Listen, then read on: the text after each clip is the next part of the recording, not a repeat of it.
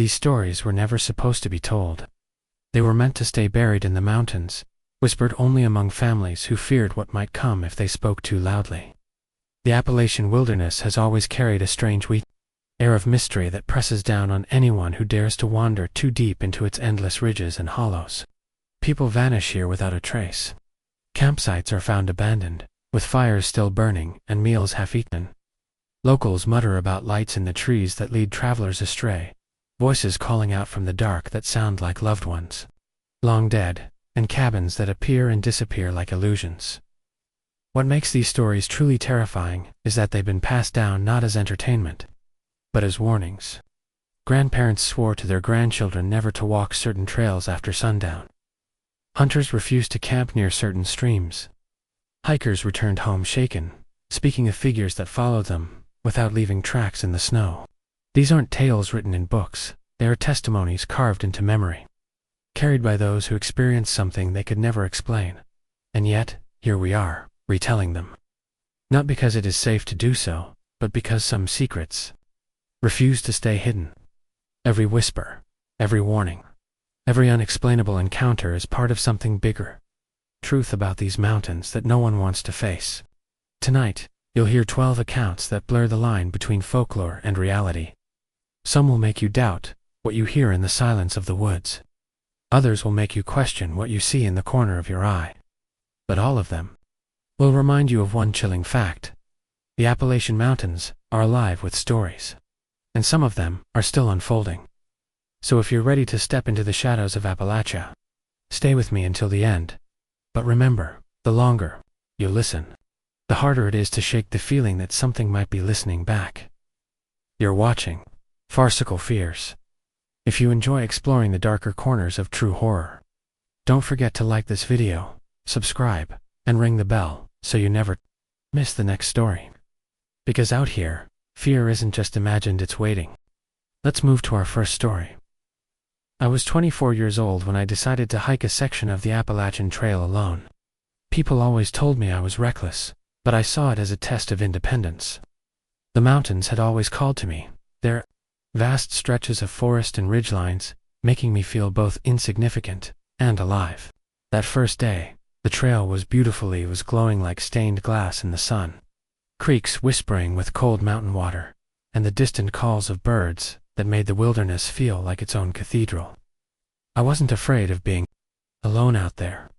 If anything, the solitude was part of the draw. I craved the silence, the chance to hear my own thoughts without interruption. But as the daylight sank and the shadows grew long, I would learn that solitude in the Appalachians isn't always peaceful. Sometimes, silence can be a trap. It was close to dusk when I reached the ridge where I planned to camp. I had set up my small tent just off the trail, tucked between two boulders that shielded me from the wind.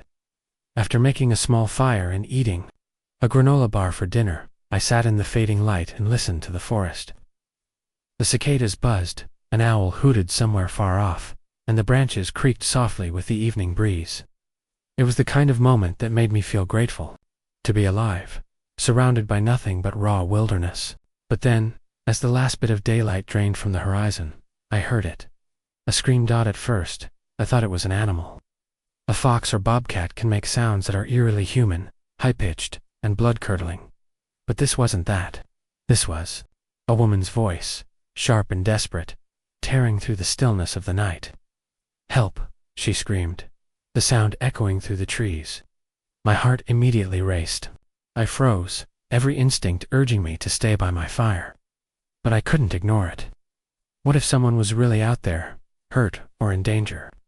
Against my better judgment, I grabbed my flashlight and headed down the trail. The forest swallowed me quickly. My beam of light cut through the branches, but every step felt heavier than the last. The scream came again, exactly the same as before, same tone, same pitch, same distance. "Help." The word rattled my bones. I called out into the dark. "Where are you?" My voice sounded thin against the vastness of the woods. No reply, just another scream, identical, like a recording being played again. I walked faster, nearly tripping on roots, my breath coming short in the cold night air. But no matter how far I went, the sound never changed. It was always the same distance away, always just out of reach. After what felt like 20 minutes of chasing the voice, panic began to set in. My mind raced with possibilities. Was someone toying with me? Could it be a mountain lion mimicking a human cry? Was I being lured away from safety? I stopped, shined my flashlight in a wide arc, and listened. The forest seemed endless, a maze of shadows and silence. Then the scream came again, but this time, it wasn't ahead of me. It was behind me. I froze completely. My flashlight trembled in my hands as I turned slowly. The trail stretched back into the dark, but nothing moved, nothing stirred. Yet I knew what I'd heard. The scream was now closer, sharper, coming from the direction of my camp. The small fire I had left behind suddenly seemed like a beacon, a fragile spot of safety now threatened by something unseen. My survival instincts finally overpowered my curiosity. I bolted back up the trail, adrenaline flooding me. My lungs burned with the cold air as branches slapped at my arms and legs. I ran like something was chasing me, though I didn't dare turn to look. When I finally stumbled back into camp, I was drenched in sweat. My fire was nearly out, only faint embers glowing in the dark. My tent stood exactly as I had left it. Nothing looked disturbed. For a moment I thought maybe I had imagined everything. Maybe the loneliness of the trail had played tricks on my mind. But then, as I crouched to catch my breath, I heard it again clear as day. A scream. Except this time, it came from just beyond the boulders where I had set up camp. Close, too close. I dropped my flashlight. My hands fumbled for it in the dirt, but I didn't dare move closer to the sound. My entire body shook as I whispered, "Who's there?" No answer came. Just the forest breathing around me. Then, out of the corner of my eye, I saw movement.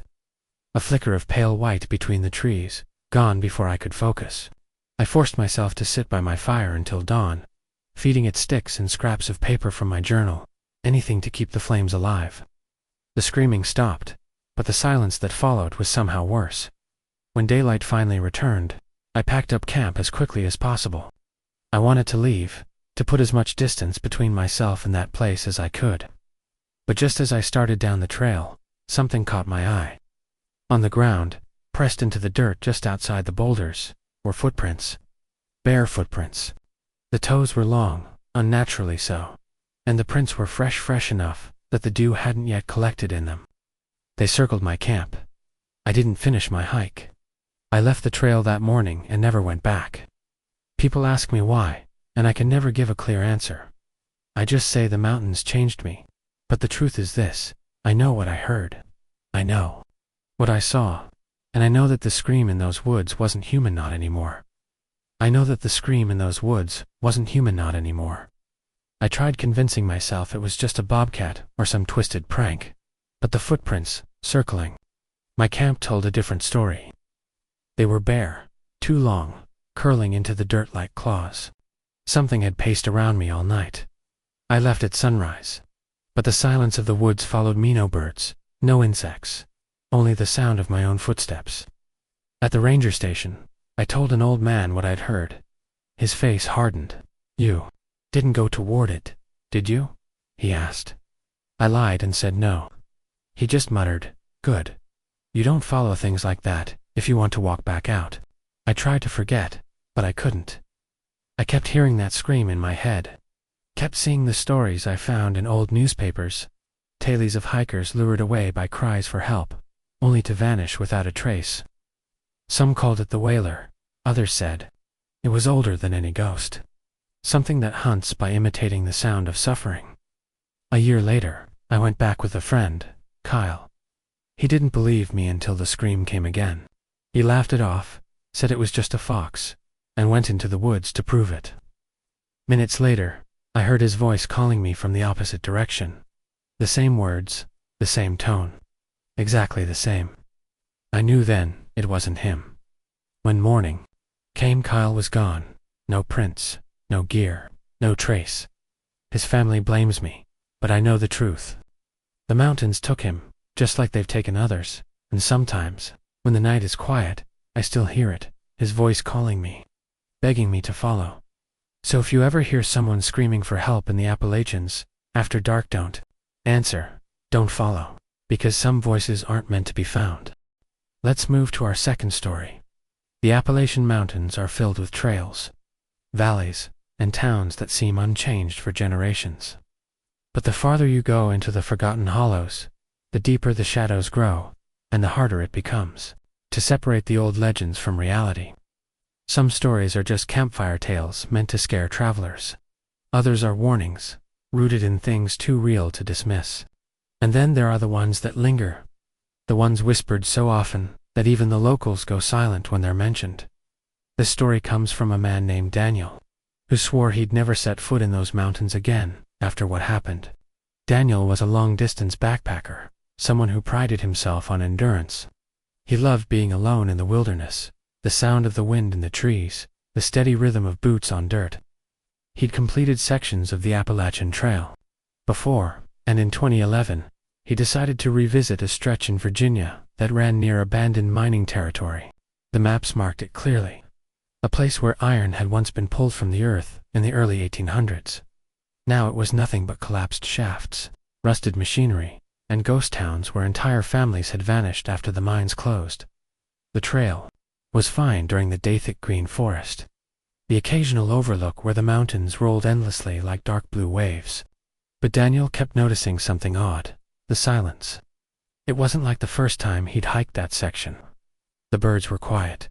The air felt heavy, even before dusk. He thought little of it, until he came across the first ruin. The map didn't mark it, just a crumbled foundation, a stone chimney, and bits of rusted metal, half buried in moss. But carved into the chimney was something that made his stomach turn. The letters were jagged, uneven, as though scraped with something sharp. "Don't dig." He took a picture of it, thinking it was local graffiti, but the feeling stayed with him. As he continued down the trail, he saw more ruins, collapsed shacks, piles of stone that used to be homes, pieces of machinery too twisted by rust to recognize, and every single one of them had the same words scratched somewhere on the stone: "Don't dig." Daniel felt the urge to leave, but he'd planned a 3-day trip, and stubbornness is a dangerous thing for hikers. He camped near a creek that night, close enough to one of the ruins that he could see the chimney through the trees. The water trickled steady, his fire burned low, and he drifted into sleep. He woke at some point to a sound that froze him where he lay. Not the crunch of an animal, not the rustle of leaves. No, it was knocking. Slow, heavy, rhythmic knocking, as if someone was deep underground, striking stone with iron. He sat up, heart pounding, and the sound continued for several minutes before fading into silence. He didn't sleep after that. The next day he told himself it had to be echoes maybe. There were still shafts underground, and rocks were shifting. That explanation held until he found the second message. This one wasn't carved in stone. It was scratched into the bark of a living tree, fresh enough that bits of sap still oozed. "Don't dig." By evening, Daniel had convinced himself to turn back early. But the trail didn't feel right anymore. The air was too still, the trees seemed to lean closer, and every ruin he passed seemed wrong, like the foundations weren't abandoned but waiting. That night, he camped again, unwilling to risk hiking in the dark. His fire was small, more for comfort than heat, and the knocking returned. Louder this time. Closer it came in bursts, sometimes slow and deliberate, other times frantic, as though something trapped was striking with all its strength. Daniel clutched his flashlight, too afraid to shine it into the woods. He thought about packing up and running, but where would he go? The trail twisted for miles in either direction. He had no choice but to sit there, listening, waiting, and then, through the trees, he saw it, a faint orange glow, like a lantern, swaying back and forth, deeper in the ruins. He told himself it must be another hiker, but no voice followed, no crunch of boots, no sign of life. Just the glow, moving slowly, too steady to be firelight, too unnatural to be human. Daniel couldn't explain why he did it, but he followed. He crept from camp, light off, moving toward the glow. It led him to a collapsed shaft, little more than a hole in the ground framed by rotted beams. The glow shimmered inside it. And that's when he realized it wasn't light at all, it was eyes. Dozens of them deep in the shaft, burning faint orange like embers. Daniel stumbled back, heart in his throat, and the knocking began again. Not distant this time. From inside the shaft. From beneath the ground. He turned and ran. He didn't care about his camp, his gear, or even his pack. He ran down the trail until his legs gave out, until he collapsed in the dirt. He lay there for hours, listening, but the knocking never followed. When daylight came, he staggered down the trail until he finally reached a ranger outpost. He told them everything. The ranger didn't laugh. He didn't call Daniel crazy. He just asked him, quietly, "Where exactly did you camp?" Daniel pointed out the area on the map. The ranger sighed and said, "That was mining land. They stopped digging there in the 1800s after a cave-in killed most of the workers. A few of the bodies were recovered, but most of them, they're still down there." Daniel thought about the words carved into the stone, scratched into the trees. "Don't dig," the ranger continued. "People used to say you could hear them if you stayed long enough. Men trapped in the dark. Families said they were knocking for help. Others said it wasn't the miners at all, it was something older, something they woke up when they dug too deep." Daniel left that same day. He swore he'd never return. And to this day, he says he can't stand the sound of anyone knocking, not on a door, not on a wall, because every time he hears it, he's back in those woods. Standing at the edge of a shaft, staring at those burning eyes. And sometimes, when the night is quiet enough, he swears he still hears the knocking. Daniel left the mountains, but the sound followed him. At night, the knocking returned, sometimes beneath his floor, sometimes in his dreams, always pulling him back to that shaft. He tried to forget, but the silence of the Appalachians had carved into him too deeply. In a diner, miles away, when he told locals what he'd seen, the place went quiet. An old man muttered, "Should have never gone near those mines. Some things down there were buried for a reason."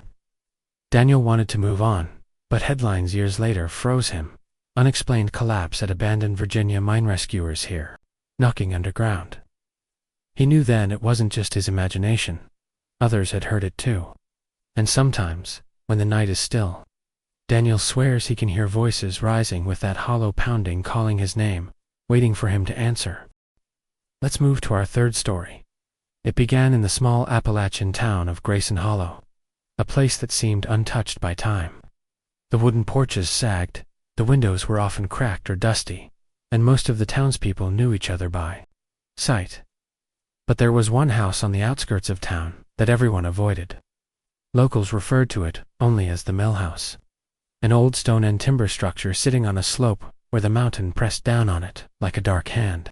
Rumor had it that anyone who stayed there overnight never left the same, or didn't leave at all.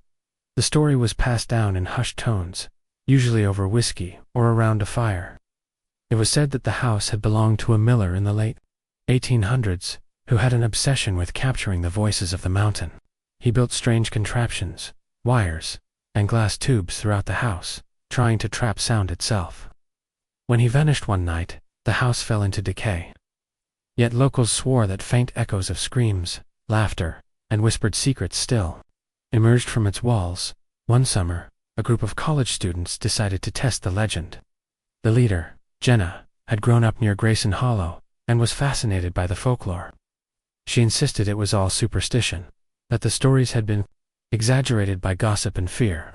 Her friends, Sam, Derek, and Marlowe, were curious too, though each carried a small knot of unease in their stomachs as they approached the house for the first time. The mill house was worse than anyone expected. Its windows were coated in grime, and the front door sagged on broken hinges. The air outside was thick and heavy, carrying the faint metallic smell of something long decayed. As they stepped inside, the floorboards groaned beneath their weight, and shadows stretched unnaturally along the walls. Dust motes hung in the sunlight that barely pierced the windows. At first it seemed empty. No signs of life, no drafts, no sounds, but as they explored, Jenna noticed small details. Tiny scratches along the baseboards, glass tubes filled with murky liquid, strange markings etched into the walls in patterns that made her head spin. The air seemed to hum faintly, a vibration she could feel in her chest more than hear. They settled in what had once been the main living room. Sam laughed nervously and suggested a ghost hunt, taking out his camera. Derek started recording ambient sound, joking about capturing the haunted echoes of the Miller's experiments. Marla, quieter than the others, stared at the ceiling and said softly, "It feels wrong here." Hours passed without incident. The sun dipped below the ridges, and the house plunged into darkness. They lit candles and tried to make light conversation, but the air had changed heavier, charged with static energy. It was Jenna who first heard the whispers. At first, they were faint, almost indistinguishable from the creaks of the old house. Then they became clearer. Snippets of conversation, low and guttural, spoken in voices that weren't their own. The words didn't make sense at first, a jumble of syllables that somehow carried emotion, pain, fear, longing. Marla trembled and said she thought the house was alive, that it was breathing around them. Derek, ever the skeptic, insisted it was wind or acoustics. But as he played back his recording, they all heard it, voices speaking in overlapping layers, some shouting, some crying, some whispering in tones no human could produce. And then came the laughter, hollow, mechanical, echoing from every corner. Panic began to spread. Sam wanted to leave, but when they approached the front door, it wouldn't budge. The hinges were intact, yet the door seemed to resist, as if held by some unseen force. Jenna felt a cold pressure at her back, like fingers brushing her shoulders, but when she turned, no one was there. That's when the walls themselves began to move. Not collapse, but flex. The old timber groaned and warped, as though breathing. The glass tubes along the walls vibrated, and some shattered, releasing a fine mist that smelled faintly metallic. The whispers became words, coherent now. "Stay. Stay forever. Hear us." One of the tubes cracked entirely, and a faint spectral glow spilled out, forming shapes in the darkness. Human shapes, but distorted, elongated, faces stretched. In silent screams, they swirled in the air, circling the group, moving with intent. Jenna screamed, and the sounds of her own voice were absorbed into the room, twisted, echoed back at her in 1,000 variations. Sam grabbed her arm, trying to pull her toward another exit. But the hallway twisted before them, no longer straight, as if the house itself had grown, reconfigured. They ran blindly through the rooms, each step echoing against invisible walls, each door leading to more darkness rather than escape. Marla screamed when a figure emerged from one of the glowing tubes, reaching toward her with fingers that ended in long, black talons. She hit it with a candlestick, and it dissipated into shadow, only to reappear seconds later, hovering in another corner. Hours passed, or maybe minutes. Time seemed to lose meaning. The house fed on fear, twisting perceptions, feeding energy into something unseen. Voices, echoes of the past, screams of the Miller's victims, all of it coalesced into a single, overwhelming presence that seemed to pulse from the very walls. Jenna realized the truth. The Miller had never failed in his experiments. He had captured something: sound, life, emotion on it. It had grown, waiting, feeding for decades. The house wasn't haunted. It was hungry. When dawn finally broke, the group was changed. They stumbled out into the weak morning light, faces pale, eyes wild. Sam dropped his camera in shock, and the last thing on its memory card was the flicker of spectral faces, tubes cracking, whispers overlapping into a chorus of despair. They never spoke about the house again, though the memory haunted them. At night, in quiet moments, they could hear faint echoes, laughter, crying, the metallic hiss of glass, the sound of whispers calling them back. And the legend of the mill house endured, whispered in Grayson Hollow as a warning. Some houses don't just remember, they hunger, even now. Locals swear that on still nights, if you stand on the ridge where the mill house sits, you can hear. It whispers, riding the wind, soft but insistent, drawing you toward the house that has always been waiting, feeding, listening, even after escaping. The mill house haunted Jenna and her friends. Sleep was impossible. Every creak, every gust of wind, made them jump, remembering the distorted voices and glowing faces. Sam kept radios and TVs on constantly, claiming the house's laughter followed him in dreams. Derek tried to rationalize it, but the lingering Presence and whispers made him uneasy, while Marla filled journals with every memory, as if writing could contain it. Weeks later, they all received identical letters, postmarked from Grayson Hollow, unsigned, each reading, "You left something behind." The words weren't a threat, they were a truth vibrating in their bones. That night, whispers returned, not from the house, but inside their homes. Voices layered over the echoes of what they had heard before, pressing into their minds, bending reality. Jenna tried to leave town, but the oppressive presence followed. Daylight offered no relief. Abandoned buildings and shadows seemed alive, twisting, calling. Dreams became visits. Standing in the millhouse's main room, hearing metallic hisses, soft whispers, "Stay, hear us." The others felt the same, hearing voices during phone calls, coaxing them to listen. To return, they realized the millhouse had never been just a building. It had absorbed something from the miller's experiments, growing stronger with each visitor, feeding on fear and attention. A piece of them remained inside, tethered forever. And every day, the echo reminded them that the millhouse doesn't release what it takes. Let's move to our fourth story. It was late October when Marcus decided to take the trail alone. He had grown up in the shadow of the Appalachians, climbing rocky ridges and fording streams with ease, but this hike was different. The air carried a damp chill, and the sun dipped behind the trees earlier than he expected, casting elongated shadows across the path. He told no one where he was going, claiming it was just another solo hike to clear his mind. But the mountains held stories. Marcus had never fully believed stories of hikers who vanished. Strange lights among the ridges, and whispers that traveled faster than any wind. As he ascended, the forest seemed alive in a new way. The leaves rustled with voices that weren't quite human, and the scent of wet pine carried something acrid beneath it. He paused at a clearing to catch his breath, noticing a stone altar partially hidden beneath a tangle of vines. Carved into the surface were symbols he didn't recognize, sharp and precise, almost too perfect to have been weathered by time. Something about them made his stomach twist. He felt the hair rise on the back of his neck. Marcus continued, trying to shake off the unease. He reached a ridge that overlooked a deep hollow, a place locals called Devil's Pit, for reasons he had dismissed as folklore. The wind moved strangely here, bending in sudden gusts that seemed to whisper his name. He froze when he saw them small footprints scattered in the mud, leading away from the ridge into the underbrush. They were too small to be human, yet too deliberate to be animal. And they didn't follow a straight line, they curved and doubled back, as though whatever had made them was playing a game. He followed the tracks, curiosity outweighing fear, until the forest grew unnaturally dark. The canopy above thickened, until only a dim gray light filtered through. The trees were spaced strangely, branches intertwined like hands reaching down. Marcus noticed faint markings on the bark scratches, sigils, and spirals etched deep into the wood. It was as if the forest itself had been prepared for something.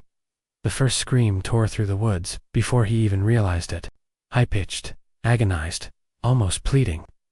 Marcus spun around, but the trail behind him appeared empty. The scream was gone as quickly as it had come, leaving only the hollow echo in his chest. His instincts screamed at him to turn back, but he was drawn forward. Compelled by a mixture of fear and fascination, he stumbled upon a clearing where the trees arched overhead, forming a natural cathedral. At its center lay a large, moss-covered boulder, and behind it, faint flickers of light danced. Marcus crouched low, edging closer. That's when he saw them figures emerging from the shadows. Tall, thin, with limbs elongated in unnatural angles. Their eyes glowed faintly orange, and their movements were jerky, almost mechanical, yet terrifyingly deliberate. They circled the clearing, whispering in a language Marcus couldn't comprehend, voices overlapping in a chant that made his ears ring. Panic surged through him, but before he could retreat, the largest figure noticed him. Its head tilted unnaturally, and it let out a low, guttural sound that seemed to vibrate through the very air. Marcus froze, unable to breathe, as it approached. Every instinct told him to run, but his legs were rooted. The forest around him seemed to bend, the shadows deepening. Swallowing light, the figures began to move faster, and the whispering intensified, forming words he could almost understand, Join us. Stay. Never leave. The boulder at the center glowed briefly, revealing bones, human bones, charred and broken, arranged in a circle.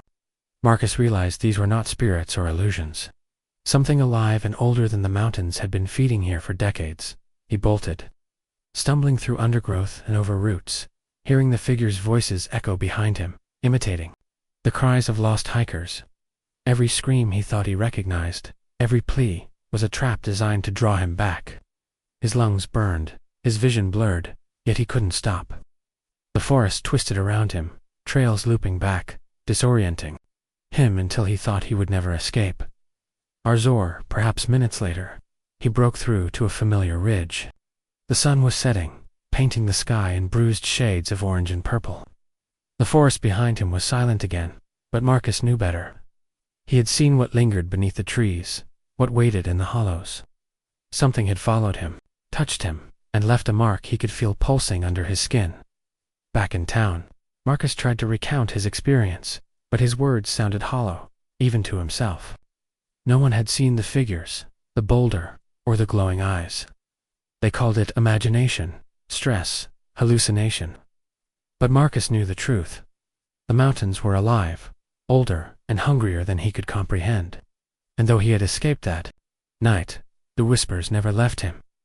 At night, he could hear them soft, distant, calling him back. He would sometimes wake with scratches on his arms, shallow, but deliberate. Shadows moved at the edge of his vision, and every time he passed the ridges of the Appalachian Trail, he felt the same pull. The same unrelenting hunger emanating from the hollows below. The mountains did not forget, and neither did the creatures within them. They waited patiently, watching every hiker who dared to enter, listening to every sound. And Marcus knew, with a chill that no fire or sun could warm, that the forest would one day claim him more, someone else just as it had claimed all those before. Even after returning to town, Marcus could feel the forest's presence clinging to him like a second skin. Nights were the worst. The whispers returned, faint at first, teasing the edges of his consciousness, then growing louder, as if the mountains themselves had entered his room. Shadows seemed to shift and stretch unnaturally along the walls, and the scratching on his arms became more pronounced, small abrasions that appeared overnight, deepening without explanation. Every creak of the floorboards, every rustle outside his window, set his heart racing, and he began to wonder if he had truly left the forest behind or if it had never let him go at all. He tried to avoid the trails, avoided the edges of the ridges where the hollows dipped into shadow. But even in the busiest streets, he could feel it. An awareness, watching, waiting, listening. Sometimes, when the wind carried the faintest scent of pine and damp earth, he swore he could hear the faint echo of figures moving just beyond sight, whispering his name, calling him back. He attempted to warn others, but the townspeople dismissed his words as overactive imagination or stress. Friends stopped visiting, labeling him paranoid, but Marcus knew better. The mountains held secrets older than the town, older than anyone alive. Whatever lurked in the hollows was patient, observant, waiting for the moment when a lone hiker or a curious wanderer would stumble too close. Marcus realized that the pull he had felt on the trail wasn't an accident, it was deliberate. The forest fed on curiosity, on fear, on the unheeding attention of those who trespassed. And though he had escaped with his life, a part of him remained tethered to the hollows, carrying the forest's hunger inside. Every time he closed his eyes, he could see the glowing eyes, hear the chanting, feel the elongated limbs of the creatures circling, waiting. He knew one truth above all. The Appalachian wilderness never forgets. It waits, and one day, it will take what it is owed. Let's move to our fifth story. I had never believed in curses, or at least, I didn't think I did. But the moment I stepped into Pine Hollow, something changed. It wasn't the wind, nor the dense fog that rolled between the mountains. It was the air itself, heavy and suffocating, as though the trees and rocks were pressing inward, holding secrets too dark to name. Locals had warned me, of course. Stay out of the hollow after dark, they said, or you might never return. I laughed at the caution, assuming it was just another story meant to scare tourists away. But there was a weight to their words that lingered, an unspoken terror behind every glance. I arrived at the small town on a Friday evening. Pine Hollow was barely on the map, one main road, lined with weathered houses, a shuttered general store, and a church whose bell tower leaned as if burdened by unseen hands. The air smelled of damp pine needles and something metallic, like blood, long dried but never gone. I checked into a tiny inn run by a woman named Agnes, whose thin, pale face barely changed expression when she handed me the key. She whispered, "One thing," as I left the counter. "Don't follow the lanterns after midnight." I didn't understand her meaning at first. I assumed she was referring to some festival or tradition. But as darkness fell, I noticed them, small, flickering lights bobbing along the hills and valleys of the forest surrounding the hollow. They moved slowly, almost methodically, glowing a soft orange. I felt a pull toward them, a strange compulsion I couldn't resist. Even from my window, they seemed to dance between the trees, almost calling me. Against better judgment, I followed. I walked down the uneven road, fog curling around my ankles, lantern light faintly illuminating the mossy ground. The deeper I went, the quieter the town became, until only the whisper of the forest remained. I entered the woods, guided by the floating lights, and the atmosphere shifted. The temperature dropped sharply, my breath forming clouds, though the night wasn't that cold. The lights led me to an old stone chapel, hidden by centuries of overgrowth. Its doors were cracked and rotting, but the lanterns hovered just inside, illuminating the interior. Inside, I realized I wasn't alone. Figures stood in the shadows, men, women, and children, faces pale and hollow, eyes wide, staring at nothing. They didn't move when I entered. It was as if they were waiting, not for me, but for the lanterns themselves.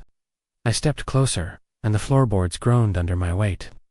The figures' heads turned simultaneously, following me with an unnatural synchronicity. A chill ran down my spine, and I realized these weren't living townsfolk. Their skin seemed almost translucent, veins dark like ink beneath it, and their eyes reflected the lantern glow like dying embers. A voice echoed in the chapel, low and melodic, yet utterly foreign. It called my name, soft but commanding, like a lullaby meant to soothe and trap. The lanterns rose higher, floating toward the rafters, revealing carvings on the walls, twisted figures, human and animal fused, writhing in eternal torment. Symbols I couldn't recognize wound around the edges, some etched in what appeared to be dried blood.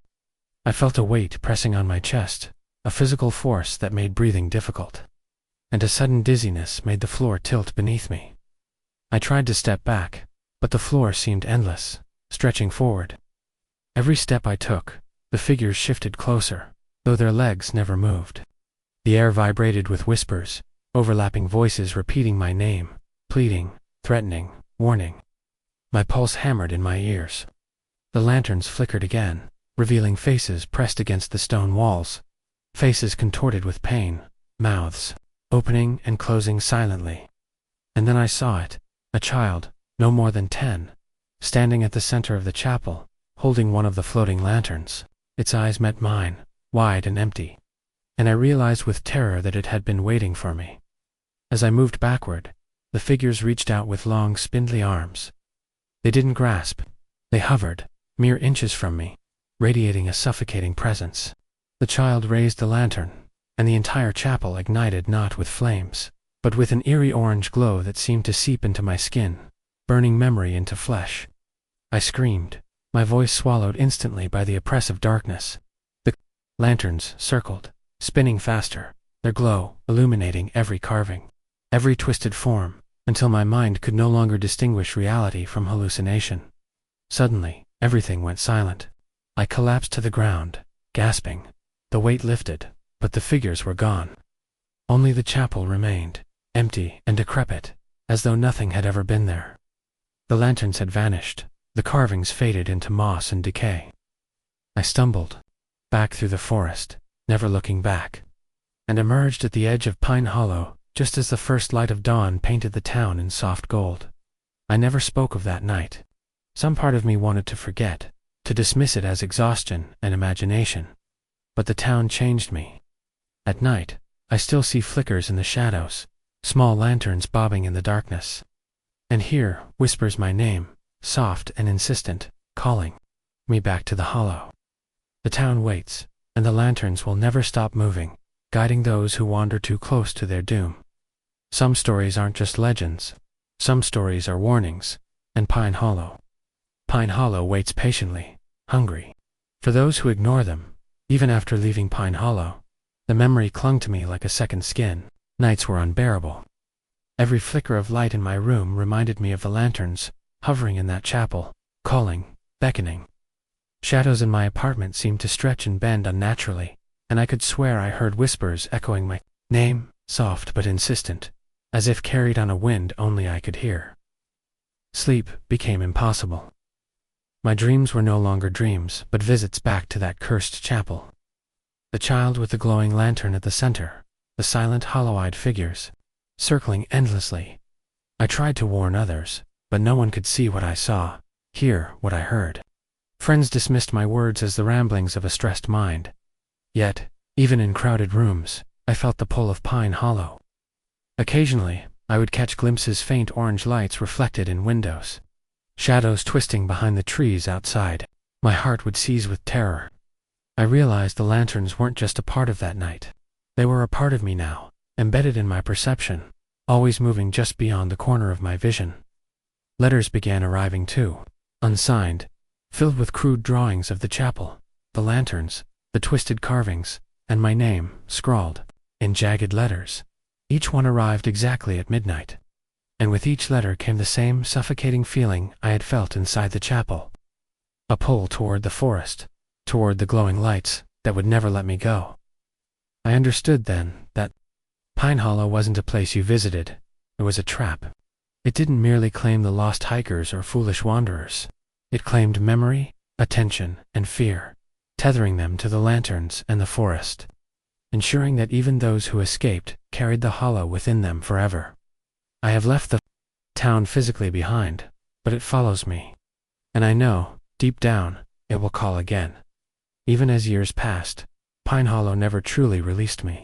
At night, I still saw flickering orange lights at the edges of the forest in my dreams, small lanterns bobbing, guiding unseen figures through the trees. Sometimes, in the faint glow of streetlights, I thought I saw them in my apartment windows, shadowy shapes with hollow eyes, waiting patiently. The whispers followed me too, soft and urgent, calling my name in a voice that was not quite human, urging me back to the hollow. I began noticing scratches on my arms, faint but deliberate, appearing overnight as if the forest itself had marked me. Letters continued to arrive, unsigned, with crude drawings of the chapel, the lanterns, and twisted symbols that made my skin crawl. I realized then that Pine Hollow didn't just trap bodies, it trapped attention, fear, and memory. Even from miles away, it pulled at me, patient and unyielding, ensuring its curse was never forgotten. Let's move to our sixth story. I had always thought the stories about the old Blackwood mine were just legends Taylor's parents used to scare children into staying away from the mountains. But the first time I saw the entrance, I realized the warnings had been real. It was tucked into the side of a jagged cliff, half hidden by overgrown brush and fallen boulders. The gaping maw of the mine seemed to exhale cold air, carrying with it a stench of damp earth, decay, and something I couldn't identify. Even standing at the threshold, I felt eyes on me, unseen but judging. Local hikers and townsfolk avoided the mine. Those who dared to go inside rarely returned, and those who did came back different, quiet, pale, and muttering about shadows that moved on their own. I had heard the stories, laughed them off at first, but curiosity gnawed at me. My friends warned me, but I couldn't shake the feeling that I had to see it for myself. Had to understand what lay behind the darkness. The first steps inside were innocuous enough. My flashlight cut through the black, revealing rusty support beams, jagged rock walls, and remnants of old mining equipment. But the deeper I went, the more oppressive the air became. Each step echoed, not like a sound bouncing off walls, but like something alive absorbing it. Shadows shifted where no source of light should have fallen. I began to hear whispers, low at first, indistinguishable from the sound of water dripping. Somewhere deep in the mine, hours or maybe minutes passed. time warped within the mind's bowels. I stumbled into a chamber where the walls were lined with crude carvings, etched by hands that had long since turned to dust. Faces twisted in agony, limbs elongated, eyes hollow. Some of the carvings seemed fresh, the rock still damp, the grooves filled with something dark and sticky. The whispers became voices, calling my name, promising secrets and knowledge, or perhaps simply baiting me closer to the dark heart of the mine. Then I saw them. Figures crouched in the shadows, indistinct at first, but as I focused, their outlines became clear, tall, impossibly thin, faces featureless, except for deep pits where eyes should have been. Their limbs bent at impossible angles. They didn't move at first, only watched. And then one rose, a slow, deliberate motion that seemed to stretch time itself. The others followed, emerging from crevices in the walls, from shadows that shouldn't have existed. Fear gripped me, a cold, suffocating weight. I wanted to run, to escape the mine, but my legs refused. The shadows surrounded me, their whispers weaving together into a chorus of intent, shaping the air into something tangible.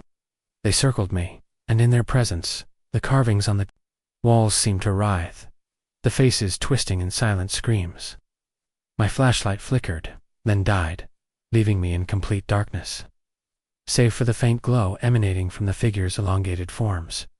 Panic became instinct. I bolted blindly, tripping over debris, scraping my arms and legs on jagged rock. The whispers followed, merging with a guttural growl that reverberated through the mine, echoing and multiplying, until it felt like the walls themselves were speaking in tongues older than the mountains. I could feel them close, breath on my neck, limbs brushing my shoulders. Their presence a tangible force. I reached a fork in the tunnel, unsure which way led out.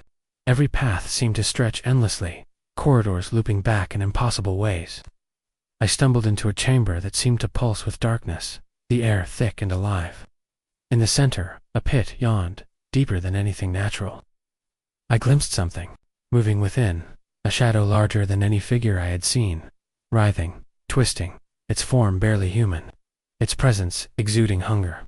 The whispers now spoke clearly. Join us. Stay. Adrenaline drove me past the chamber, through tunnels that felt increasingly alien. The mine warped, walls bending and twisting, passages narrowing and widening without pattern.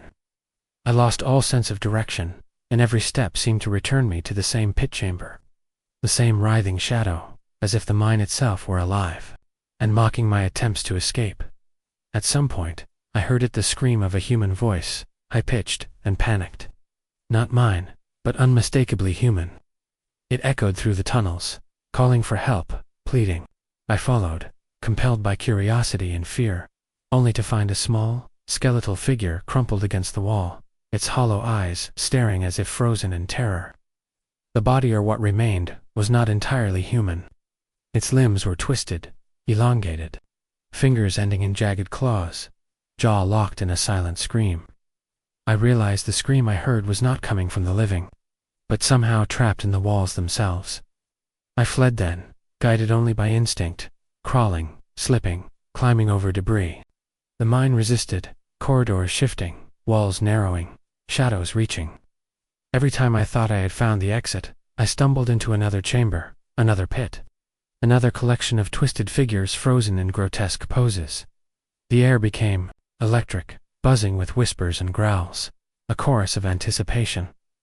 Finally, after what felt like hours of scrambling in darkness, I saw a faint light ahead.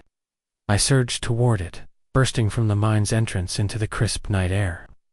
The sky had turned, stars scattered across a dark canvas, the mountains looming like silent sentinels. I gasped in relief, the cold night air burning my lungs. The mine behind me seemed dormant, silent, as though nothing had emerged from within.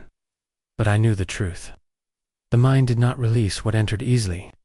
Its hunger was patient, its traps subtle, and its shadows endless. And even now, months later, I can feel it reaching for me in the dark, in the corners of my apartment, in dreams where the mine's corridors stretch endlessly, and the whispers grow louder. Some mines do not just collapse or flood. Some mines consume.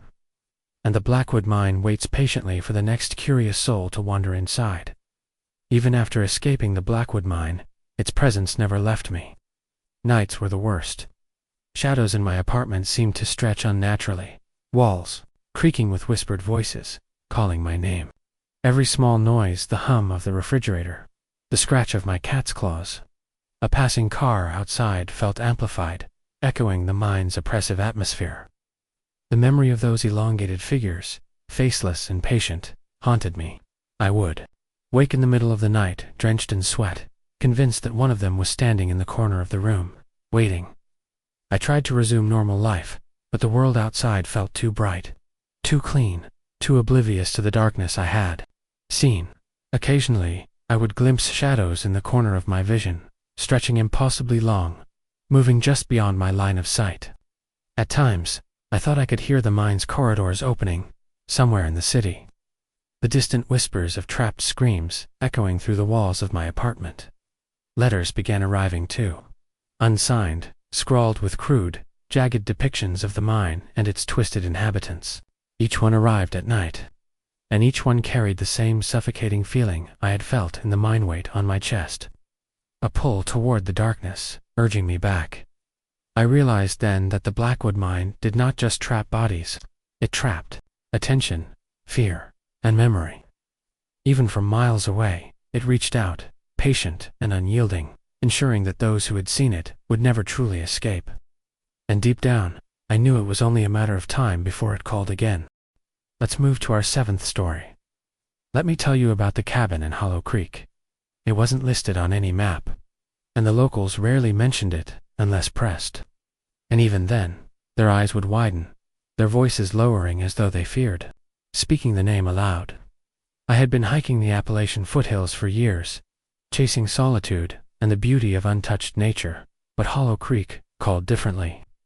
There was something alive in its shadows, something patient and aware. The first time I stumbled across the trail leading to the cabin, it felt less like discovery and more like inevitability. The air itself seemed heavier, the forest quieter.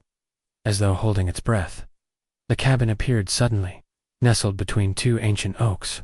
Its wood was blackened by years of weather, and the roof sagged in the middle, yet the structure was intact. Windows were dark, reflecting nothing, not even the surrounding forest. It was a place untouched by time, or perhaps untouched by the living. The door, warped but intact, called to me not invitingly, but demanding my attention. I knew instinctively that leaving wasn't an option, even if my rational mind screamed otherwise. Inside, the cabin smelled of damp earth, mold, and something coppery, metallic.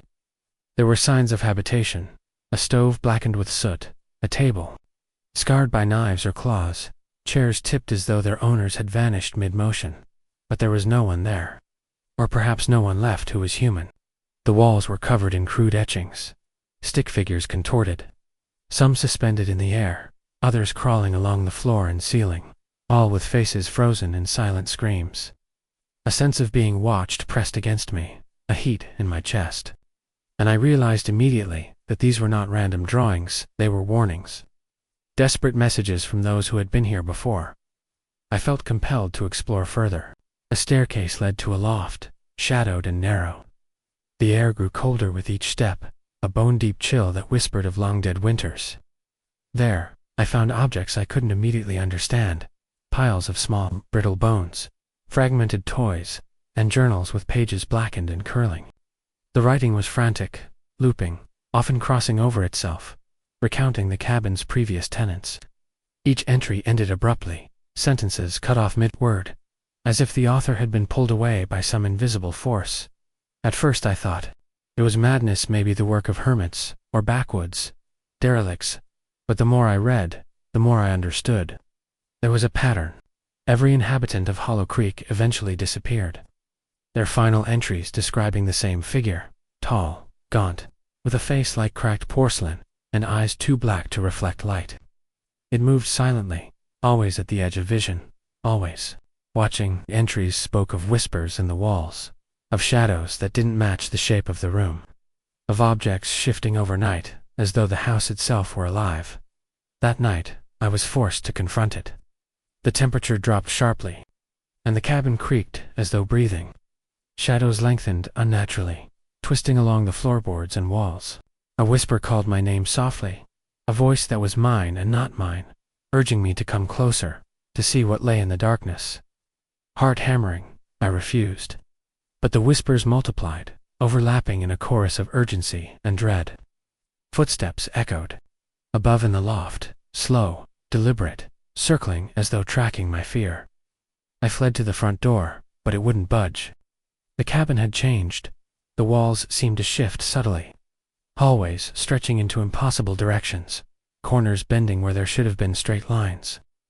I realized then that Hollow Creek wasn't just a place, it was a trap. It didn't allow people to leave. The air was heavy with anticipation, the shadows thickening, and I understood with chilling clarity that I had stepped into something ancient, something patient, something that had claimed countless others before. The hours, or perhaps days, passed indistinguishably. I wandered the cabin's labyrinthine interior, chased by shadows and whispers, slipping through halls that shouldn't exist, stairs that led to ceilings, doors that opened into walls. I saw them occasionally, previous victims, frozen mid, eyes wide in silent terror, their mouths open as if screaming but producing no sound. They stared at me with a pleading intensity, a warning I could not ignore. And then I saw the figure. It was taller than any human, impossibly thin, with limbs that bent at wrong angles. Its face was cracked porcelain, eyes deep voids that seemed to suck light from the room, and it moved without sound. I froze, aware that any movement could draw its attention, that even breathing too loudly might be enough. It tilted its head, studying me with an intelligence that was not human, patience absolute, hunger restrained but palpable. I don't remember how I escaped. Perhaps it allowed me to leave, or perhaps I simply ran when its attention shifted. I stumbled into the forest, branches clawing at my skin, the ground soft with fallen leaves, but I didn't stop until I reached the road far below the cabin. Hollow Creek disappeared behind me, hidden once more by the forest, but I knew it remained, waiting for the next soul, foolish enough to come close. Even now, months later, I dream of the cabin. Shadows twist in the corners of my vision, and I hear whispers that call me back. I know that Hollow Creek has claimed a piece of me, as it does with everyone who enters. And I fear one day, when I am alone and the night is silent, it will call again, and I will have no choice but to return. Even after I left Hollow Creek behind, its presence lingered in every quiet moment. Shadows in my apartment seemed to shift unnaturally, curling along the walls like tendrils seeking something. The air sometimes grew inexplicably cold, a chill that seeped into my bones and made the hairs on my neck stand on end. At night, I would hear soft whispers, my name, stretched and warped, coming from the corners of the room. Sometimes it was gentle, almost coaxing. Other times, it was urgent, insistent, a demand rather than a request. I began noticing subtle signs that the cabin's influence had followed me home. Objects would move slightly overnight. Chairs tipped just enough to suggest someone had passed behind me, and shadows appeared where there should have been none. In reflective surfaces, I sometimes saw movement that didn't belong to me, a figure standing just beyond my vision, tall and thin, with hollow, obsidian eyes that seemed to pierce right through me. Sleep became fragmented, dreams transported me back to the cabin, corridors stretching impossibly, stairs folding into walls, shadows circling endlessly. Occasionally, I would glimpse previous victims, their frozen, pleading expressions embedded in the dark corners of my mind. Letters began arriving at my door, unsigned, with crude etchings of the cabin, its twisted halls, and the figure itself. Each one carried the same suffocating weight I had felt inside the cabana, pulled toward the darkness. A promise of inevitability. I realized then that Hollow Creek did not merely trap the living, yet trapped memory, fear, and attention. Even miles away it reached out, patient and unyielding, ensuring that those who encountered it would never truly escape. And deep inside, I knew it would call again, eventually, and when it did, I would have no choice but to return. Even now, months later, the pull of Hollow Creek lingers. Shadows twist unnaturally in my peripheral vision, and every quiet room feels heavier, as if the cabin's presence is pressing in. At night, whispers snake through my apartment, stretching my name. across the dark, urging me to return. Sometimes, in reflective surfaces, I catch glimpses of movement, tall, thin figures with hollow, obsidian eyes watching silently from the corners. Objects shift subtly overnight. A chair slightly tipped. A door left ajar, as if the cabin itself is reaching across the miles.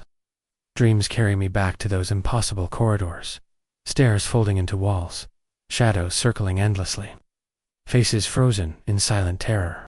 I've come to understand that Hollow Creek doesn't merely trap the living, it traps fear, memory, and attention, ensuring that anyone who encounters it carries a piece of the cabin forever. And deep down, I know it will call again, and when it does, there will be no escaping. Let's move to our 8th story.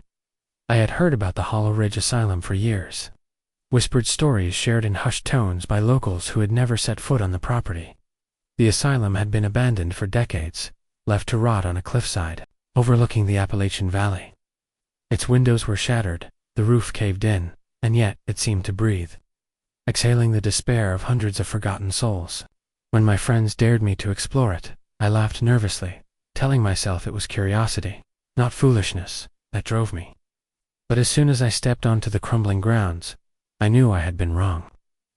The air was thick and heavy, carrying the scent of rust, decay, and something far older, something that had lingered long after the patients and staff were gone. The first building I entered was the administration block. My flashlight barely pierced the gloom, revealing walls lined with peeling paint and cracked plaques engraved with names of doctors long dead. The silence was absolute, oppressive, as if the asylum itself disapproved of intrusion. In the hallways, I thought I could hear faint whispers, the echo of voices that had once filled the space with terror, pleading, and confusion. I told myself it was the wind, or the acoustics, but deep down, I knew better. I moved deeper into the asylum, passing rooms that had been therapy chambers, padded cells, and surgical suites. Each carried the imprint of suffering, the lingering presence of those who had been restrained, experimented upon, or left to their own devices until madness consumed them. In one room I found journals pages yellowed and brittle with age. They were written by a patient named Samuel, a man whose descent into paranoia and delusion had been meticulously chronicled. The words were frantic, looping, describing shadows that moved without light, whispers that came from walls, and figures that watched from the corners of his vision. Samuel claimed he had seen other patients vanish, taken by something the staff refused to acknowledge. By the time night fell, the asylum transformed. The shadows lengthened unnaturally, stretching across hallways that had once seemed linear, twisting them into impossible angles. I began to hear voices, more clearly, murmurs, crying, even screaming, though no one was visible. Doors that I had passed earlier were now closed, then open again, subtly repositioned. It was as though the building itself were alive, reshaping its interior, drawing me deeper into its heart, in the central ward. I saw them, figures crouched in corners, featureless yet human, moving without sound. They didn't approach immediately, merely observing. But the sense of being watched was overwhelming. The air felt heavier, colder, and my heartbeat thrummed in sync with some unseen rhythm. One of the figures emerged, tall, thin, its eyes black voids, its movements fluid and unnatural. I froze, feeling a pull in my chest, a mental tug urging me closer. I stumbled backward, realizing too late that the asylum's horror was not merely in its architecture or its history. It was sentient, patient, and hungry for attention. The halls became a maze. Staircases led to walls, corridors looped endlessly, and each time I thought I found an exit, it vanished. The figures moved with silent grace, always at the edge of perception, ensuring I never felt truly safe. In what must have been the old surgical wing, I discovered operating tables still bolted to the floor. On one, skeletal remains lay partially covered in dust, the jaw locked in a silent scream. Around it, shadows writhed as if feeding on fear itself. The whispers became a chorus, overlapping, urging, mocking, blending the voices of the living and the dead. My flashlight flickered and died. In the dark, the figures were everywhere, and I understood the final lesson of Hollow Ridge. It did not merely trap the body, It ensnared the mind-bending perception, warping reality, and feeding on terror until the victim was absorbed entirely. I don't remember how I escaped. Perhaps I was allowed to leave, or perhaps I simply broke through the asylum's influence, momentarily. I ran into the cold night, lungs burning, branches scratching my face, heart hammering. Behind me, the asylum loomed like a predator, silent and patient. Even now, months later, I hear whispers when I am alone, and I know the asylum watches, waiting, its hunger unending. Hollow Ridge does not forget, and it does not forgive. Even after I escaped Hollow Ridge, its presence lingered like a shadow, stitched into my mind. At first, I tried to convince myself it was over, that the asylum was nothing more than decayed wood, broken glass, and the echoes of a long-dead institution. But reality has a way of lying to the mind, and Hollow Ridge did not let go so easily. Nights became the worst. Shadows seemed to stretch unnaturally across my apartment walls, twisting in ways that made no physical sense. Sometimes, I would see figures standing silently in the corners of my vision, tall, thin, featureless, with eyes that absorbed light rather than reflected it. When I blinked, they vanished, only to return when my back was turned. The whispers followed me too. At first I thought it was the wind, or my imagination, but they became more persistent, threading my name into every quiet moment. They weren't random. They were deliberate, beckoning, pressing me to remember what I had witnessed. In reflective surfaces, I sometimes caught glimpses of movement a corridor that shouldn't exist. A figure crouched on the floor where there was nothing.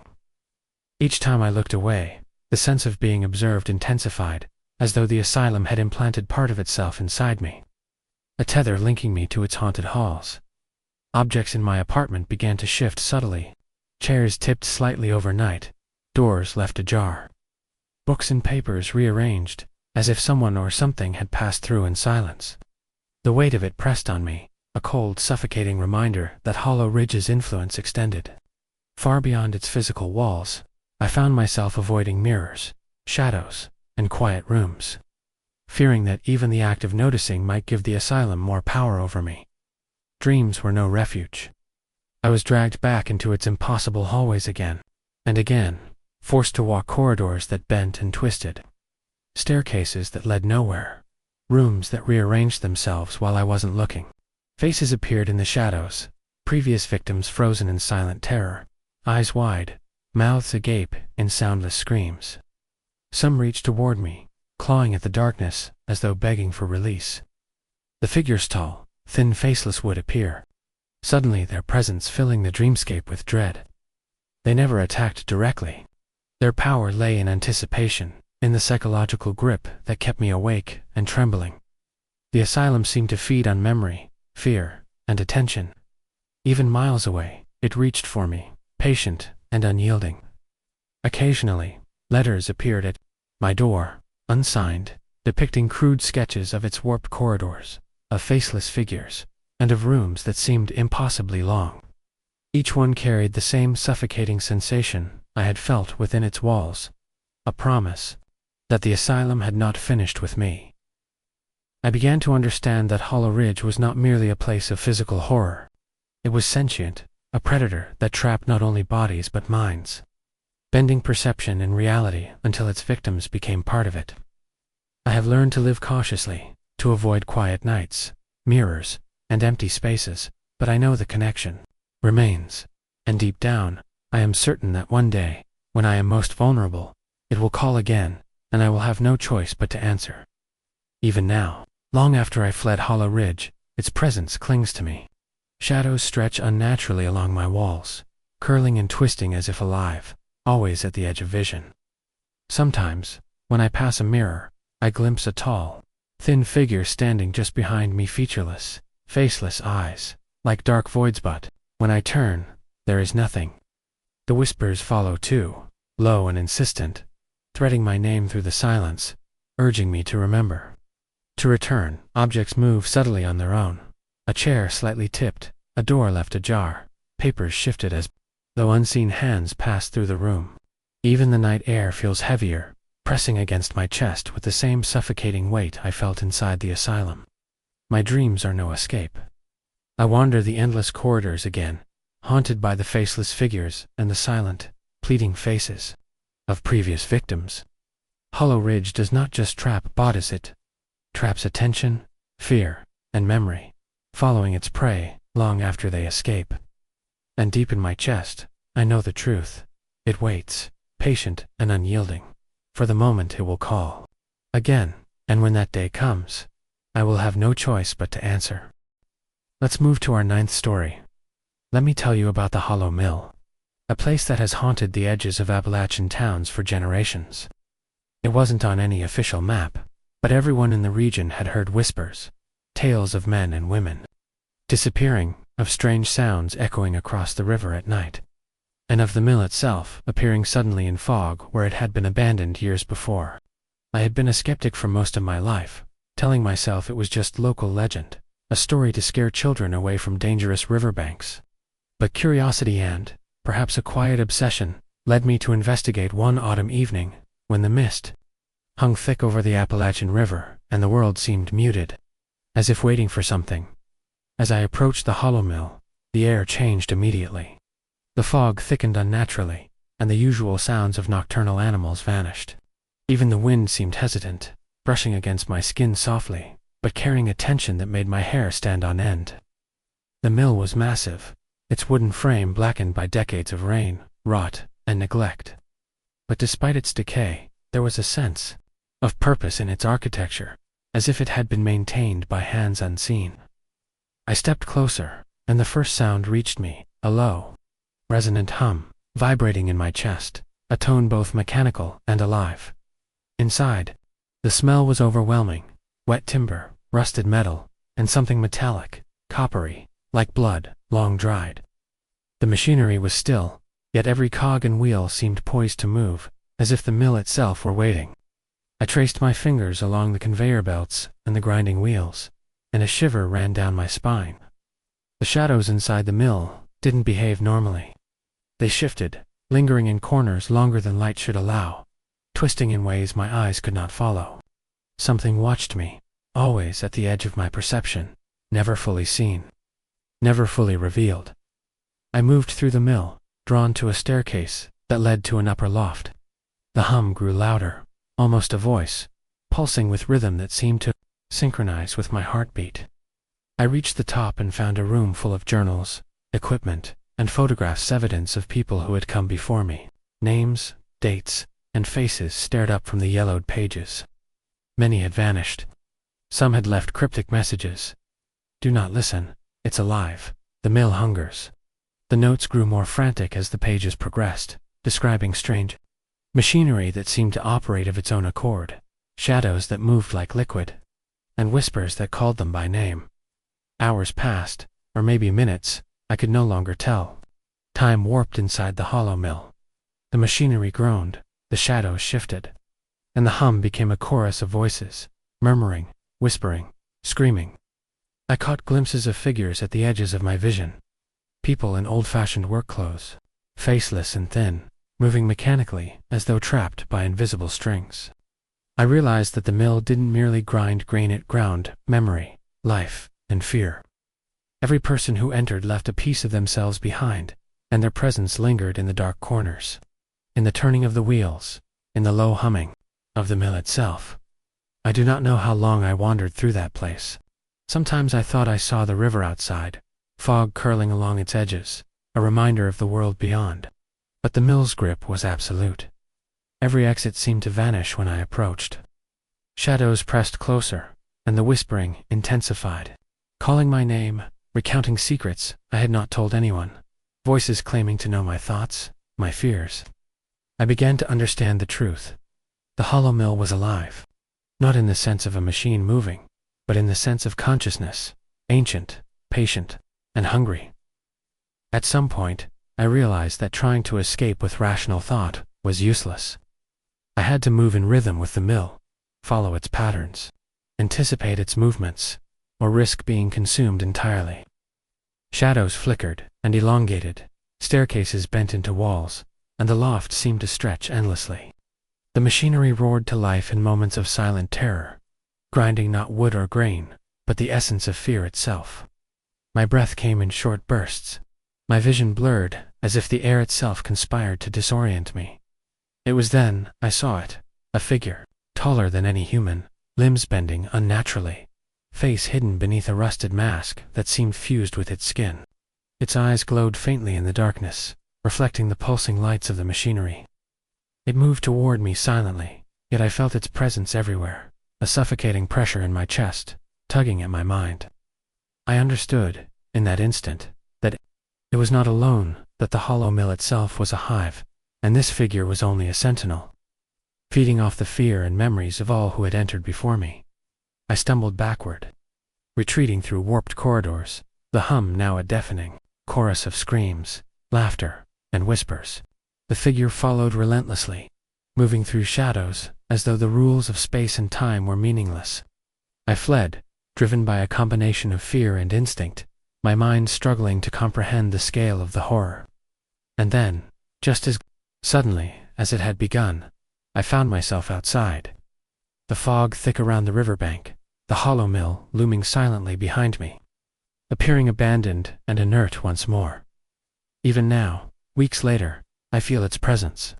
Shadows seem to linger longer than they should. Whispers touch my mind when I am alone. I know the hollow mill did not release me. It allowed me to leave, but a piece of me remains trapped inside, feeding its machinery, becoming part of the chorus of voices that call the unwary into its heart. And I know that one day, if I am careless, it will call again, and when it does, I may not return again.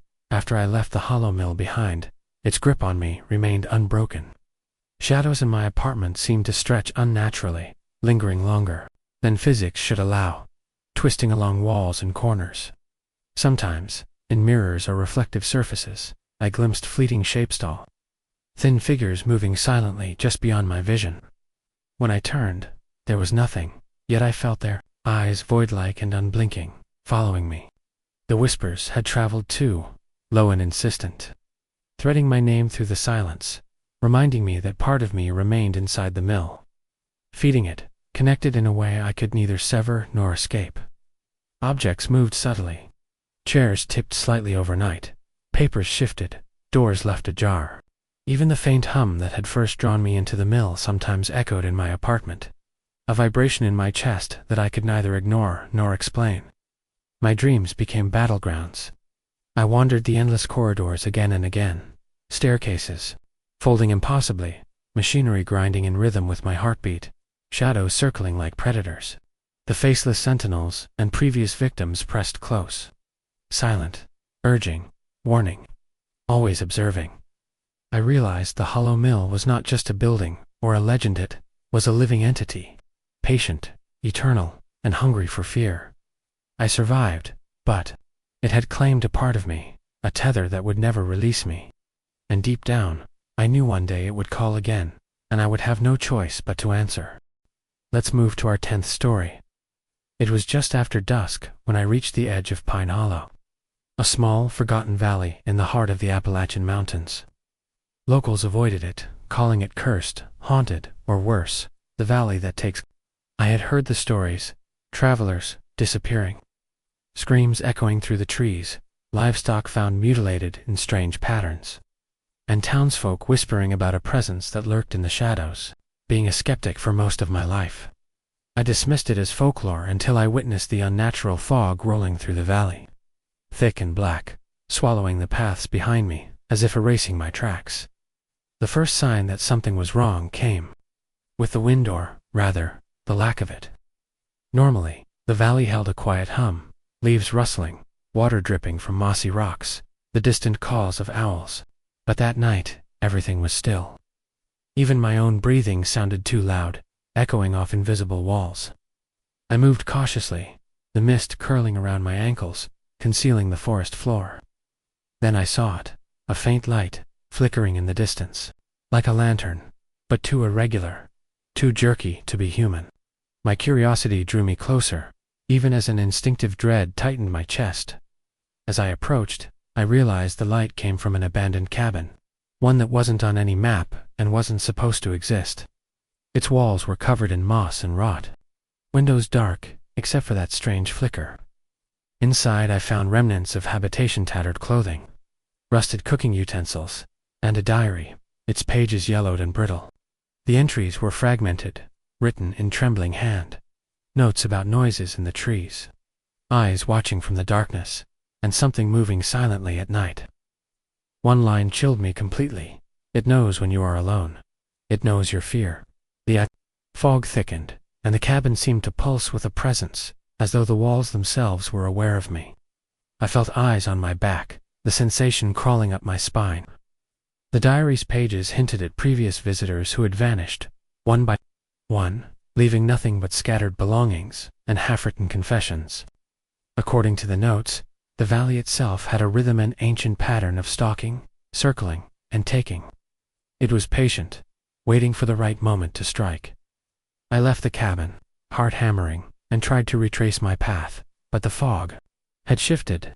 Every tree looked unfamiliar, every stone out of place. The valley had transformed, twisting the paths into a maze designed to disorient. I heard the first scream, then piercing, raw, human, and yet impossible. It came from nowhere, and everywhere at once. My feet carried me forward, instinctively, even though my mind screamed to flee. Hours or maybe minutes passed as I stumbled deeper into the valley. Shapes moved just beyond my vision, tall silhouettes blending with the mist.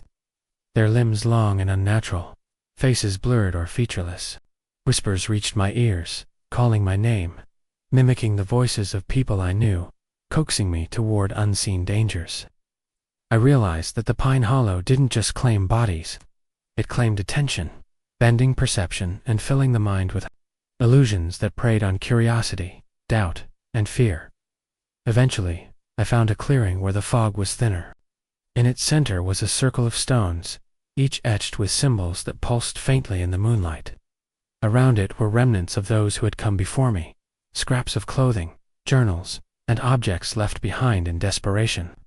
Shadows writhed between the stones, and I understood that this was the heart of the valley's power, a nexus of fear and memory, feeding on those who dared enter. I stumbled backward, trying to escape, but the fog pressed in, guiding my path, forcing me to confront the entity that ruled the hollow. It was not a creature in the traditional sense, but a presence, sentient, aware, and hungry. The trees themselves seemed to lean toward me, their branches clawing like hands.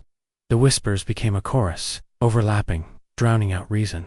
Panic consumed me, but I forced my legs to move, sprinting blindly, guided by sheer survival instinct.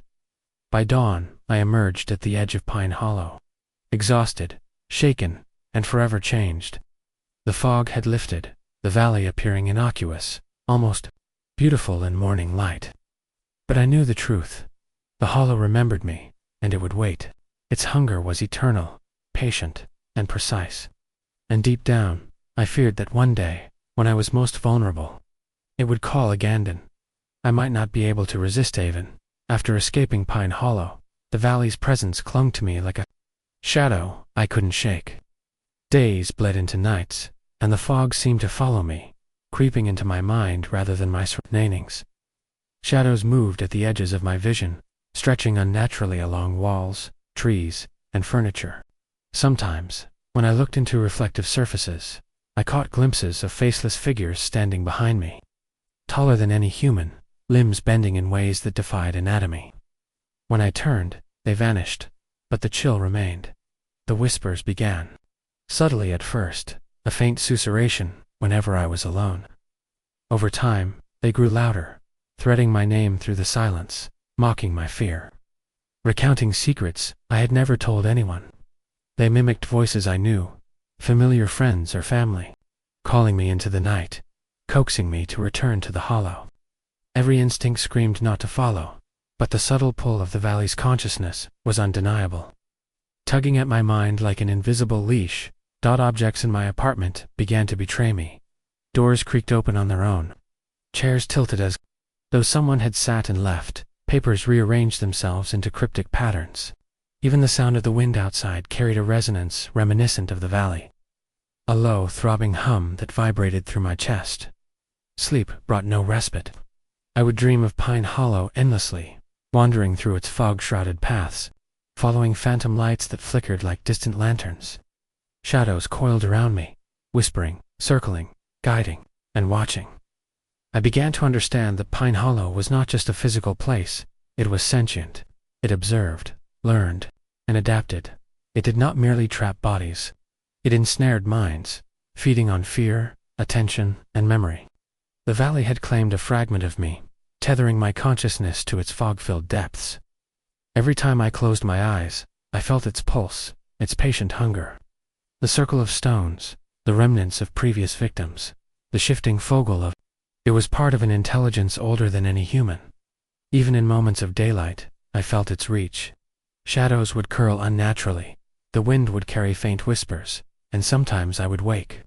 Certain I had heard my name being called, I realized that Pine Hollow would never release me entirely. Its hunger was eternal, patient, and precise. I had survived, but survival came at a cost. A piece of my mind remained within the hollow, feeding it, tethering me to its unending presence, and deep in my chest. I know that one day, when I am at my weakest, the hollow will call again. Its whispers, its lights, its illusions will tempt me back. And when I answer, I may not return.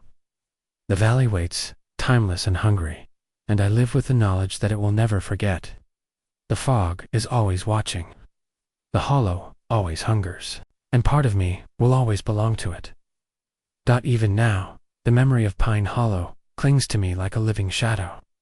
The fog, the whispers, the shifting paths, they follow me even in daylight, infiltrating my thoughts and twisting ordinary moments into something unnerving. Shadows linger longer than they should, stretching along walls and floors, and occasionally I see shapes at the edge of my vision, tall, thin figures, faceless, moving fluidly yet impossibly.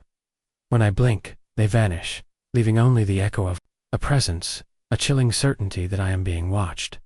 The whispers have become more persistent. They mimic voices I know, coaxing me, calling my name, recounting private thoughts, secrets, and fears. At times, I catch myself hesitating when I hear a familiar voice in the distance, as if part of me wants to follow, to step back into the fog. But instinct and terror fight against it. The valley does not simply trap bodies, it ensnares minds, weaving fear into memory and shaping reality itself to draw its victims back. Objects around me betray me as well.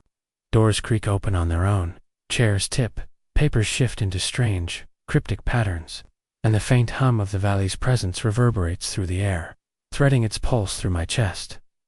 Sleep offers no escape. I dream endlessly of winding paths, glowing lights, and the circle of stones at the valley's heart. Shadows move in impossible ways, whispering and circling, always watching, always patient. I know now that Pine Hollow will never release me entirely.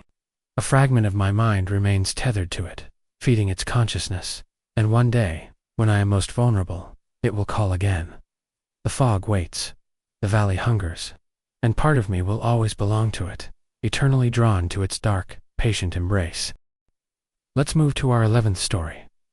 Let me tell you about the Hollow Ridge, a stretch of Appalachian forest so dense and remote that even locals rarely venture there after sunset.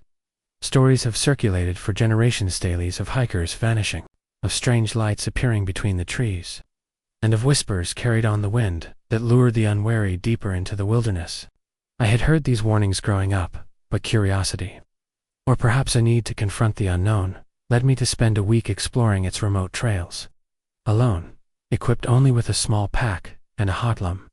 The first night was uneventful, filled with the normal sounds of crickets, owls, and the distant rush of a creek. But as the moon rose higher, an unnatural quiet settled over the forest, pressing down like a living thing.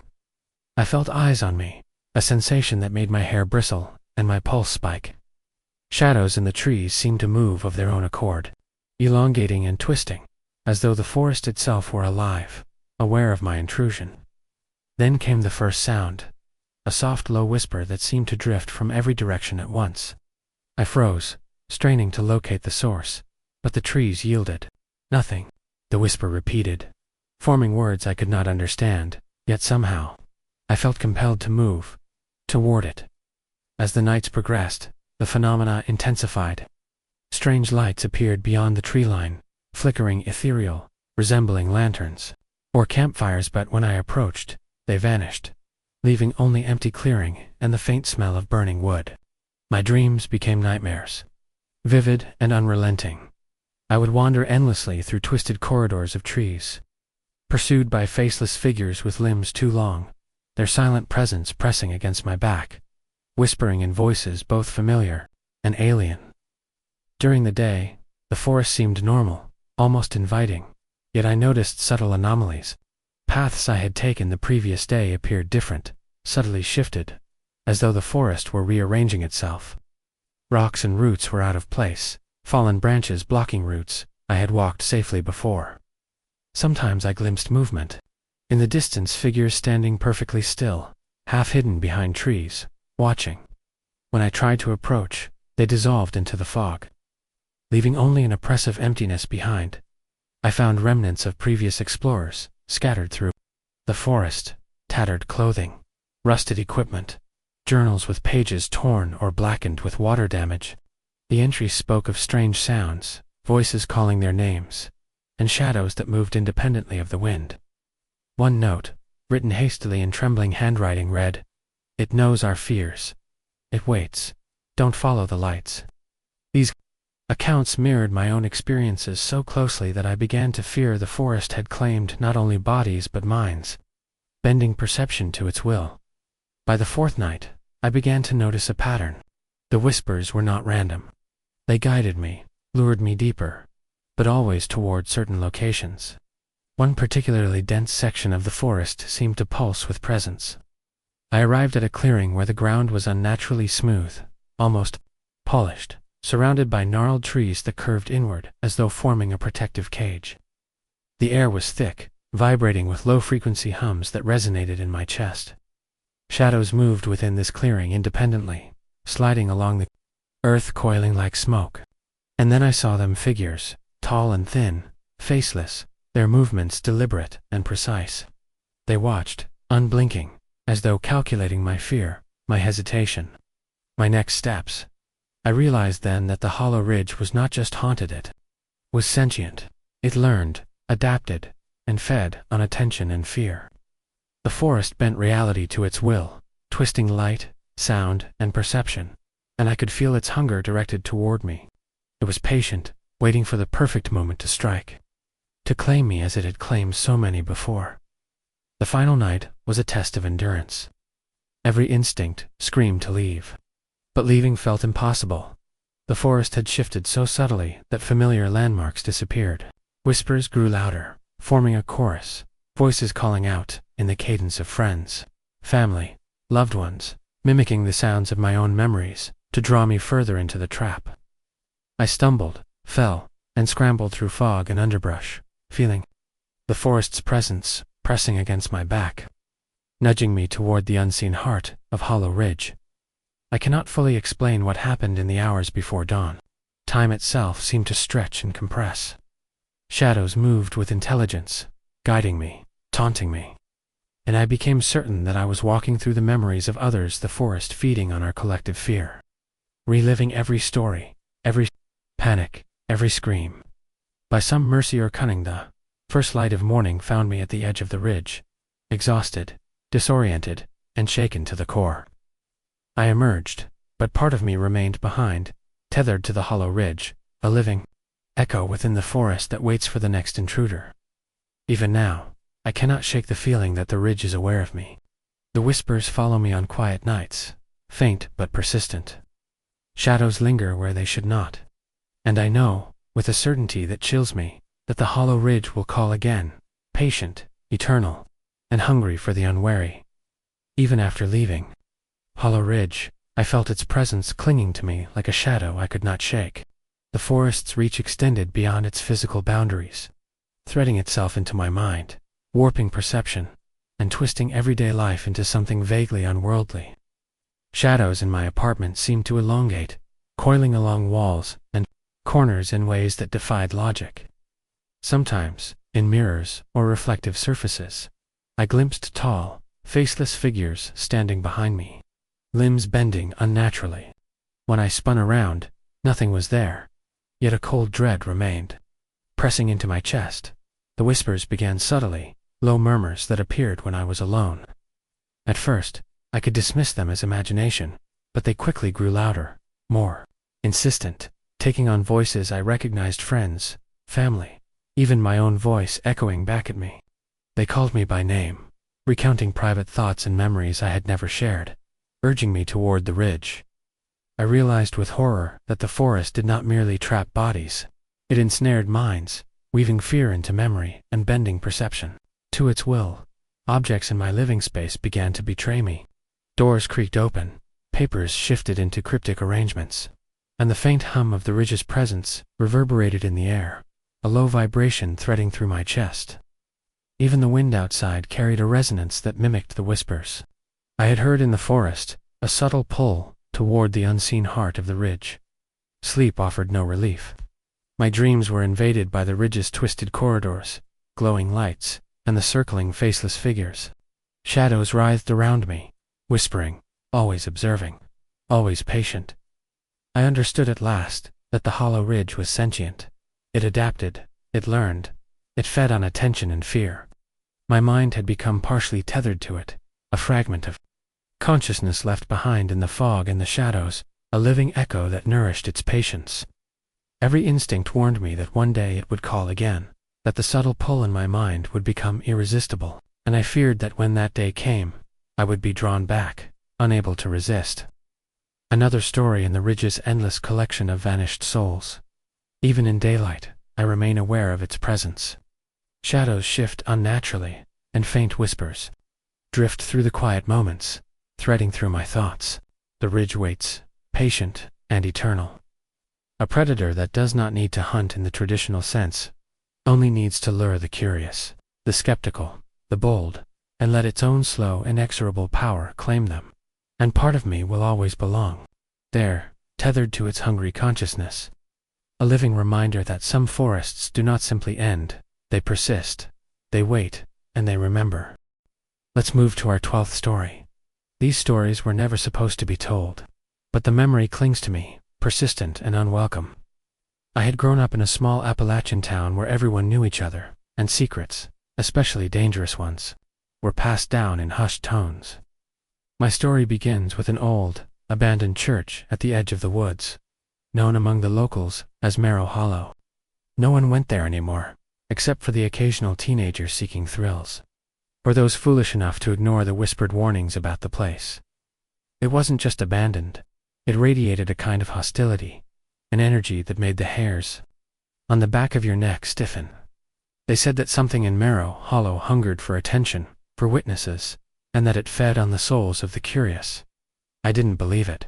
Not at first. It started subtly. I had driven past the church countless times as a kid, always noting the way its broken steeple leaned into the sky like a crooked finger pointing at the forest. One evening, compelled by a strange mixture of nostalgia and curiosity, I decided to walk inside. The doors were heavy and warped, groaning on rusted hinges. Once inside, the air was thick with dust and decay, but beneath that, I felt something else, something cold and patient, like the building itself was breathing, waiting. The pews were splintered, the altar overturned, and the faded murals on the walls were almost alive.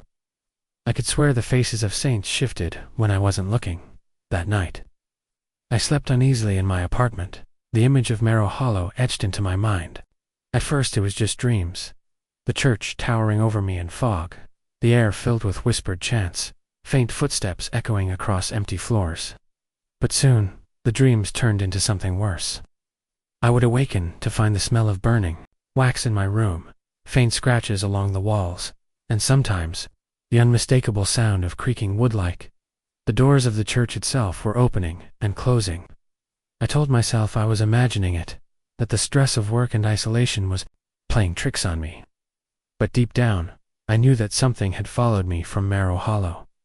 Days turned into weeks, and the presence grew bolder. At night, I could hear low murmurs, almost like a congregation reciting prayers. But the words were twisted, warped, and impossible to understand. Objects shifted on their own. Chairs moved slightly. My books were stacked differently, and I often awoke to find my shoes outside the door, despite having left them neatly inside. One night, I woke to see a faint silhouette standing at the foot of my bed, tall, rigid, faceless. My chest froze, and my heart threatened to burst. It did not move, did not speak, it simply observed. When I blinked, it was gone, leaving only the lingering cold that seemed to seep into my bones. I began researching Merrill Hollow in desperation. Old newspapers, library archives, and town records revealed a disturbing pattern. Decades ago, the church had been the site of unexplained disappearances, always during times of full moon. Witnesses described hearing, chanting, and the sound of footsteps echoing through the halls long after the building had been abandoned. Some accounts spoke of shadowy figures, faceless, that would watch intruders silently before vanishing, and there were photographs, blurred and grainy, that captured the steeple and the mist, but, if you looked closely, the windows sometimes appeared to contain eyes. My obsession grew. I returned to Merrill Hollow under the cover of night, determined to confront whatever had latched onto me. The air was thick with fog, and as I approached, I felt the oppressive weight of unseen eyes pressing down. Inside, the murals seemed to move in rhythm with a silent chant, and shadows twisted unnaturally along the walls. A soft, chilling whisper echoed, my name. I froze, heart hammering, but I could not leave. I felt drawn deeper into the church, as if the building itself were reshaping the interior to keep me inside. At the altar, I discovered a spiral of blackened candles surrounding an empty, shallow pit in the floor. The pit seemed to pulse faintly, like a heartbeat, and I felt the unmistakable sensation of being watched from below. The whispers intensified, calling out not only my name, but the names of people I had loved, people I feared losing. I understood then that Merrill Hollow was feeding on connection, on memory, on the fear that binds us to one another. It had no need for physical violence. It consumed the mind, the soul, the very essence of identity. Hours passed, I could not tell if it was hours or moments, and I felt myself faltering. My vision blurred, the walls of the church bending inward, the shadows crawling along the floor like living things. Then, a voice, clear and commanding, echoed through the fog. You cannot leave. I tried to run, but my legs would not respond. The pit opened wider, revealing darkness that seemed to stretch endlessly. A cold wind surged upward, carrying the faint smell of burning incense and wet earth. I realized in horror that this was the fate of all who came to linger between reality and the church, tethered forever, part of its chorus of whispers. Somehow, I awoke outside, in the early morning light. Soaked in dew, the church looming silently behind me. I staggered home, convinced I had escaped, but part of me knew better. Merrill Hollow had claimed a fragment of my mind. Since that night, whispers follow me constantly, shadows twist unnaturally at the edges of my vision, and the scent of burning wax rises in my apartment on quiet nights. I can feel it waiting, patient and eternal, calling to me in the language of memory and fear. One day, I will hear it clearly, and I will return. And when I do, I may never come back, even after fleeing. Merrill Hollow, the memory of that night clung to me like a second skin, impossible to remove. Every time I closed my eyes, I could see the interior of that accursed church. The dark, twisting shadows, the spiral of blackened candles, the pit that seemed to pulse with a heartbeat of its own. The whispers followed me into my waking life, faint at first, then growing louder, threading themselves into idle thoughts, conversations, even the music on the radio. I began to notice subtle signs of its presence everywhere. Shadows that moved independently of light, doors that creaked as though unseen hands had shifted them, and objects that changed position when I wasn't looking. My apartment felt less like a refuge, and more like an extension of the church, a tether connecting me to the hollow. Sleep became a dangerous endeavor. Night after night, I was drawn into vivid, waking dreams of Merrill Hollow. I would wander the fog-filled aisles, the murals' faces contorting into expressions of silent judgment, the air thick with the scent of burning incense and decay. Faceless figures stalked me endlessly, circling, observing, always patient. Whispered my name in tones both loving and cruel, mimicking the voices of people I knew, people I trusted. Their goal was not to frighten me, was to entangle me, to blur the line between reality and the church, until I was as much a part of it as the shadows on its walls. During the day, the intrusion continued in subtle ways. I found scratches along wooden surfaces, footprints in dust that I could not explain, and fleeting glimpses of movement in reflective surfaces. My friends began to notice changes in my behavior. I became withdrawn, hyper-aware of sounds and movements, and often stared at nothing for long stretches of time. I realized that the church's reach extended beyond physical space, had attached itself to my mind, feeding on my fear, my curiosity, my memory, slowly consuming the part of me that had dared to enter. Researching Marrow Hollow became an obsession. Every record I could find told of disappearances and hauntings, always tied to curiosity or daring. Locals refused to speak directly about the church, instead offering warnings in hushed tones, their eyes avoiding the subject, as if mentioning it aloud might draw the hollow's attention. Photographs, some decades old, showed shadowy figures lingering near the steeple, distorted and faceless, as if the building itself had captured fragments of souls over generations. I understood then that the church was not simply a structure, it was a predator, patient and eternal, waiting for the next trespasser to become part of its collection of whispers and shadows. Months passed, but the hollow did not let me forget. One evening, as I walked home, I caught the faint smell of burning wax. Shadows along the street seemed to shift unnaturally, stretching toward me. I could hear a soft chorus of whispers, calling my name, recounting private memories I had never shared, enticing me with the subtle promise of reunion, of something forbidden and unknowable. I knew then, with unshakable certainty, that Marrow Hollow had tethered me permanently. Part of my consciousness remained trapped within its walls, and one day, when it deemed me ready, it would draw me back completely. Even now, years later, I feel the pull whenever I am near old churches or ruins. The shadows at the edges of my vision twist in ways they shouldn't, and faint whispers rise when the night is quiet. I know Marrow Hollow waits, patient and eternal, and that one day I will return. Drawn by curiosity, by fear, by some invisible thread. And when I do, I may never escape again.